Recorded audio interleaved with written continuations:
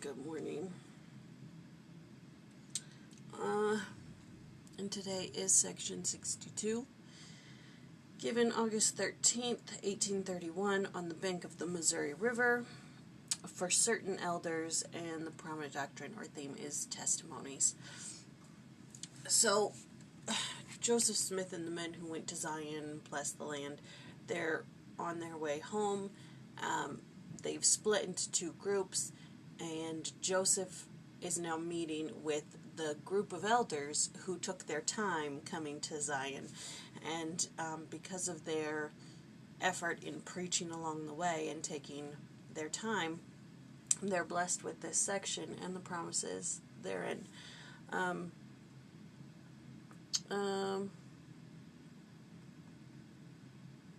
Okay, so in verse 1, it says, "The Lord knows how to succor them who are tempted."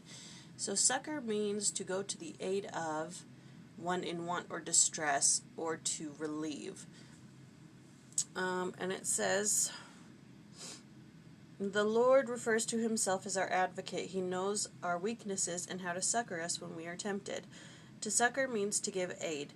Because Christ has personally experienced mortality, he knows how to help those in mortality who are weak and who suffer temptations.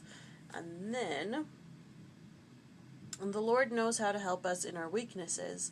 Since help and assistance is not always available, it is useful for us to individually conquer our own weaknesses." So, most of the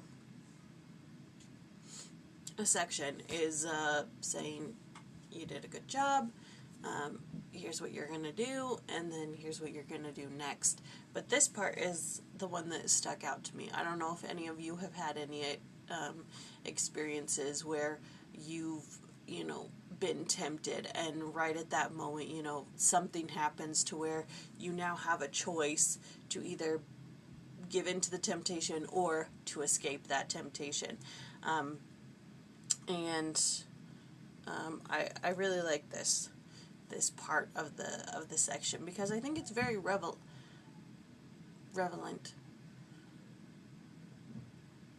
I think I'm saying that right. I just woke up. I'm exhausted. Anyways, I like this part because we all get tempted, no matter what. We all get tempted, whether it's with food or being lazy or other things. I don't know. Moving on. I don't want to get into all the ways we get tempted. You know how you get tempted. I know how I get tempted. And it's saying here that he knows how to succor us in those moments, and there's not always those times when we're tempted. If we have the Spirit with us and we're listening to good things and we're watching good things and we're doing good activities and we have the Spirit with us, we won't always be tempted. But in some of those moments we do get tempted. This is mortality. We get tempted. End of story. But in those moments where we get tempted, he's there to rescue us, to pull us out. I know there's been a time or two where I've been rescued from temptation, and you're like so thankful in that moment for that lifeline at the last minute, where you choose to take the lifeline instead of giving in. But it also says that help is not always available, so we need to learn to conquer our own weaknesses. So he's going to help us up to a point, and then we need to conquer those weaknesses ourselves. You can't just be like, okay, I want a piece of chocolate cake, and then every time you get a piece of chocolate, I'm using this as an example. Every time you get a piece of chocolate cake, there's an emergency in the house that draws your attention away from the chocolate cake, and then you forget about it. Eventually there's just going to be that moment where you want that piece of chocolate cake, and you're going to have to do something about it. He's not going to create a distraction for you.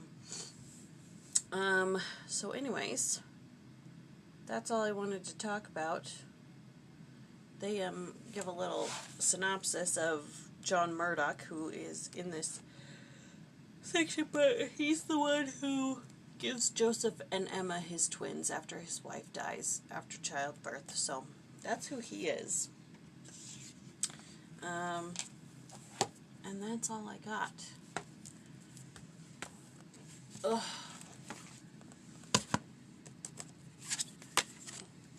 Next week is just section 63.